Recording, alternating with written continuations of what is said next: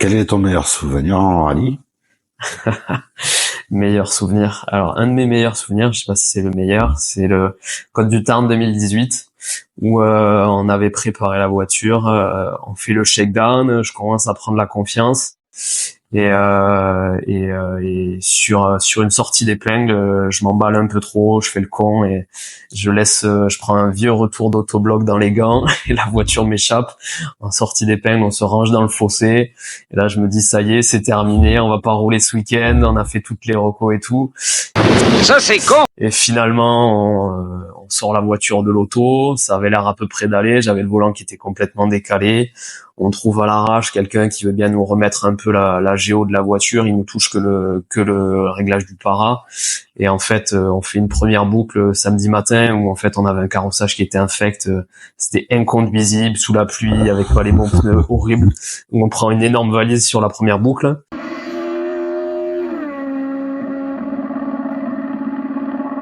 À l'assistance, heureusement, on a un coup de main de Johnny, André et Julie que j'embrasse d'ailleurs, qui nous permettent, où on fait un réglage à l'œil du carrossage pour retomber à peu près sur quelque chose de cohérent.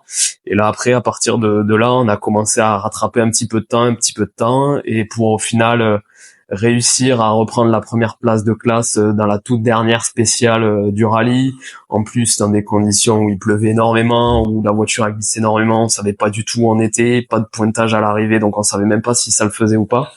Et donc ouais, vraiment cet ascenseur émotionnel là, c'était vraiment c'était la première victoire de classe qu'on fait sur un asio en plus, donc vraiment un très très bon souvenir. Donc ouais, c'est peut-être un de mes meilleurs souvenirs, en tout cas en termes de résultats et d'ascenseur émotionnel, c'est vraiment ce rallye-là qui m'a le plus marqué, ouais. Ah, c'est un beau souvenir, ouais. Ouais, sacrément, ouais. À l'inverse, quel est ton pire souvenir?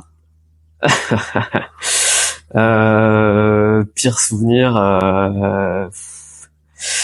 les rallyes qui ça sont pas bien passés, j'en ai plusieurs. C'est sûr que forcément un abandon méca de suite, c'est frustrant, c'est rageant. C'est ça.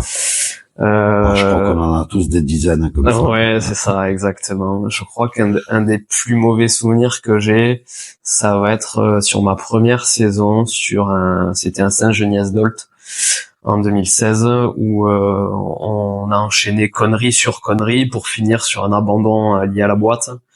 Mais on part dans la deuxième spéciale avec un truc mais vraiment débile, c'est la roue arrière qui était desserrée.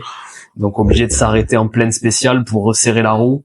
Donc vraiment, voilà, on perd complètement une spéciale. Du coup, on laisse passer des voitures. Puis dans la spéciale, il y a un autre qui nous rattrape. Donc vraiment pas un bon souvenir par rapport à ça. Et puis derrière, une spéciale après, la boîte qui se refout en travers, donc obligé d'abandonner.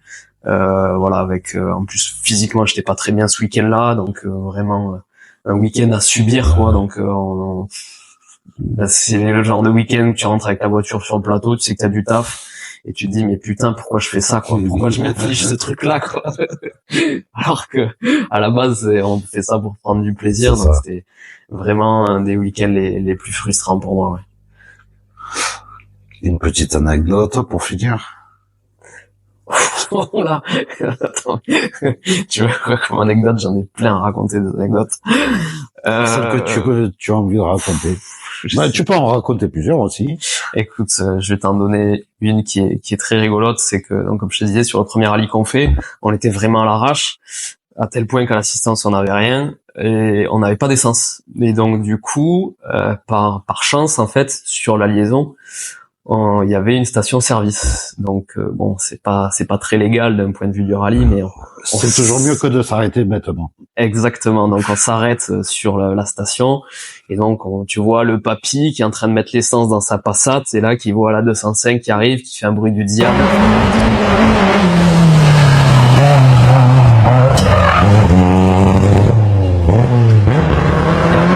Sort des billets énormes parce qu'il se demande qu'est-ce qui est en train d'arriver, et donc on remet l'essence et on peut deux gars qui sortent en pyjama avec des cagoules, des casques presque. C'est ça, exactement. Et le pire dans cette histoire, c'est que la saison d'après, on refait le même rallye, il y a la même liaison, et je sais plus dans quel contexte, mais on fait la même connerie, on n'avait pas d'essence et on se arrête à la même station. Et c'était le même papy? Non, c'était pas le même sinon, ça aurait papy. été énorme. Non, c'était pas le même papy, mais bon, la Clio était un peu plus civilisée, donc ça passait un peu plus inaperçu, mais ouais, on a fait 2 fois cette connerie-là où on se retrouve sans essence. Bon, on a quand même réussi à terminer, mais c'est pas hyper glorieux. Ouais. Dans la liste des conneries, on en a fait quand même pas mal, mais là, c'est celle-là qui me vient en premier, ouais. Ben, je te remercie pour cette interview et je te souhaite le meilleur en rallye pour 2025. Eh ben, merci à toi pour cette interview en tout cas, et puis à bientôt. Gauche 3, ferme 2. Sur droite de long. Ferme 2, ferme 2. Sur droite de long. Gauche 3, sur gauche 5 km. Et attention. Gauche 3, sur gauche 5 km. Et attention, épingle gauche 4. Si cette interview vous a plu, je vous invite à mettre un pouce bleu, à vous abonner à la chaîne pour ne rater aucune vidéo. Je vous fais des bisous, je vous embrasse et je vous dis à bientôt. Salut!